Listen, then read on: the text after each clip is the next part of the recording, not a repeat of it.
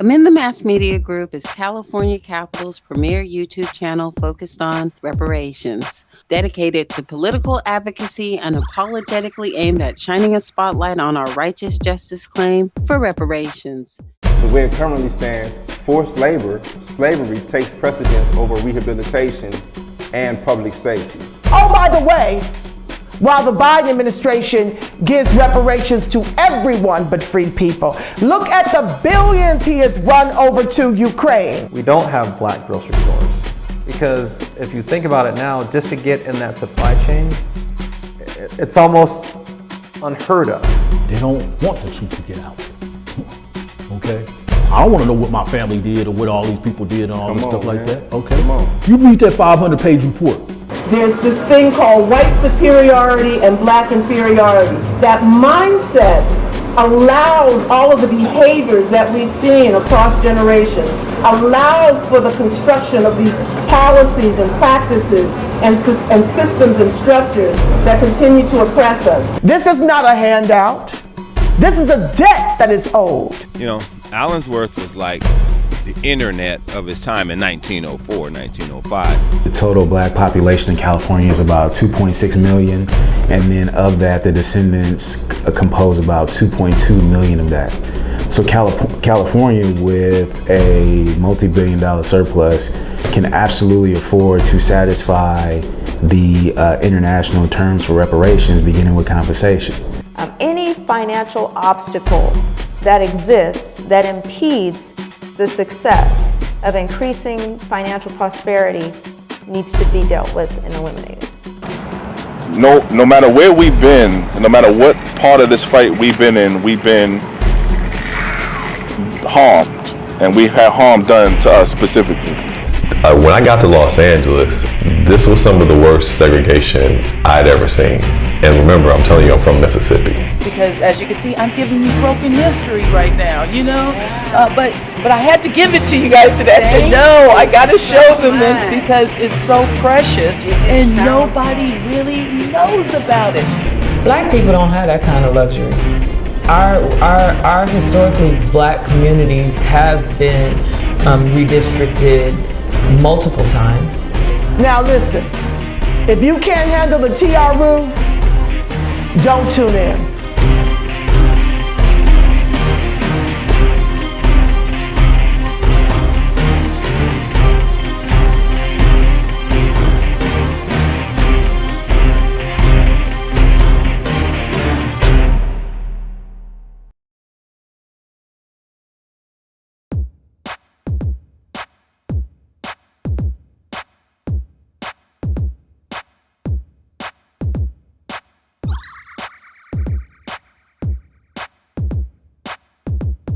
I am Friday Jones. My name is Kansa Jones Muhammad, and I am the president of the National Assembly of American I am Friday Jones. My name is Kansa Jones Muhammad, and I am the president of the National Assembly of American Slavery Descendants. I'm also the co-chair for the Los Angeles chapter, which is a member of the Coalition for a Just and Equitable California. All right, so before we actually get into the question topic, do you want to give the family an update on what's happening in Atlanta for the conference?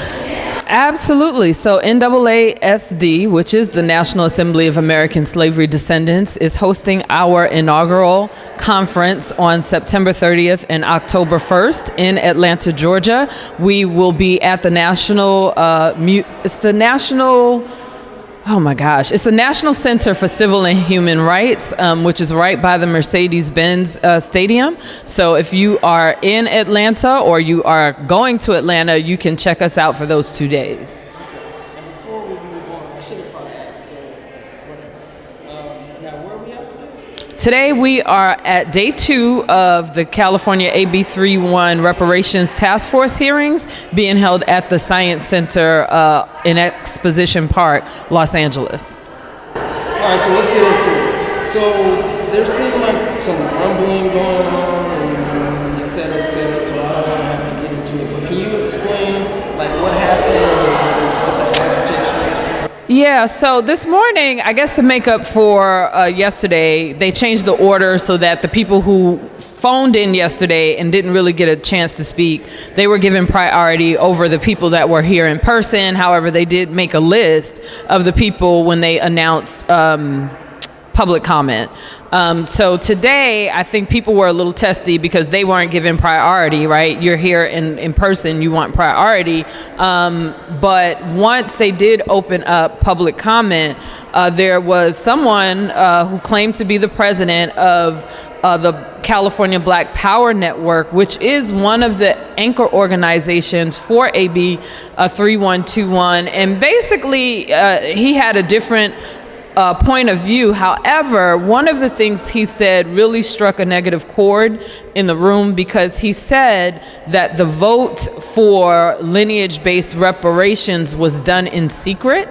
And because the room was filled not just with members of the descendant community, but was also filled with other anchor organizations like a Coalition for a Just and Equitable California, like the National Assembly of American Slavery Descendants Los Angeles, who worked directly with Dr. Weber from the moment the bill was a resolution.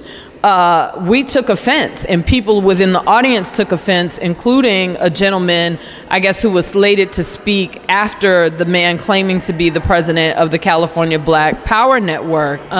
For that gentleman who was with his children to imply that the task force had did something in secret, to me, is just disinformation. It casts a shadow of a doubt on the work being done. And if he and his member organizations, I think he said there were about 20 different affiliate member organizations, were paying attention to California legislative policy in general, their bell should have gone off when AB 3121 was just a resolution. They should have been talking to each other and talking to Dr. Shirley Weber, who introduced it as a resolution and said, hey, how can we work with you to make this a bill? That is what we did.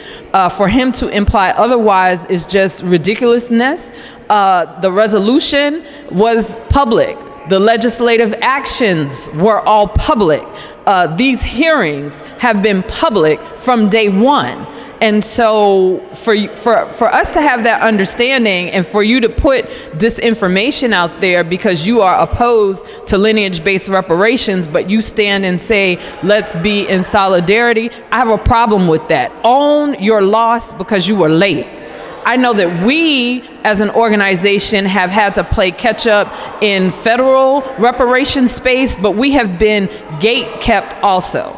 So I can accept that in that space, we are newer to the conversation, we are newer to the block, we may have to pay some dues, but you can't be late to a conversation, and because you were late to the policy, you go, it was done in secret. That is factually incorrect. And I hope that they will bring their president in line publicly for that statement. Okay, so real quick, just one more question. So why do you think people are not for lineage-based reparations? Why do you think people... Everybody likes free money. If I had a bag full of money right now and threw it in the air inside there, do you think people wouldn't bend down to pick it up? This to me is a money grab.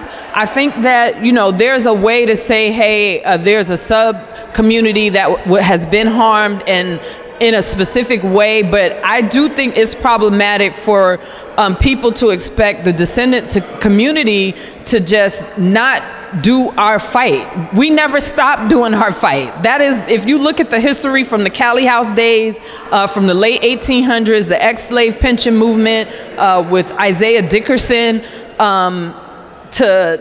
you go from that through the foolishness with Social Security Act, and we were disallowed as farm workers and domestic workers, and then you get into the 50s, and in the 50s we have the Martin Luther Kings, we have SNCC and all these other, Black Power movements that happen, and we get to some sort of place in 1968. It only took 20 years for Conyers to have this new reparations movement. So we as a people have never stopped. And I think it is important for our allies, if you're a true ally, you are going to be okay with censoring us. You're not going to say you're divisive because we kept doing what our ancestors and the generations before us have kept doing. That is not okay. I do not like the stance that he took. I feel even more hurt that he brought his children to a place of untruth. So that's really how I feel about it. Okay, can you give the people your socials? Yeah, social media, I am Friday Jones on everything. Instagram, Facebook, Twitter. Yeah, that's where you can follow me. I don't do TikTok videos. I don't really dance like that unless you catch me on a dance floor. So I don't do TikTok, but all other social media at I am Friday Jones.